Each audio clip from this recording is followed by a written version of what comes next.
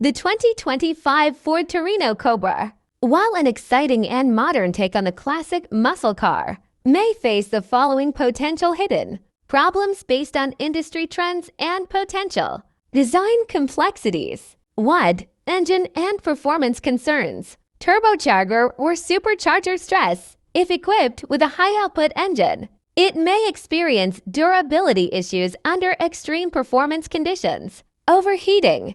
Performance-focused engines often encounter cooling challenges, especially in high-speed or track use. 2. Electrical system issues. Infotainment and software glitches. Advanced infotainment systems and driver aids might experience software bugs or require frequent updates. Battery and hybrid components. If offering hybrid options, there could be early degradation or compatibility issues with new technologies. 3. Suspension and handling. Ride quality. A stiffer performance suspension could make the ride harsh on uneven roads. Steering calibration. Electrically assisted steering systems might feel unresponsive or overly artificial. 4. Build quality. Panel gaps and finish. In the initial production phase, there might be inconsistencies in bodywork and interior assembly. Interior material wear.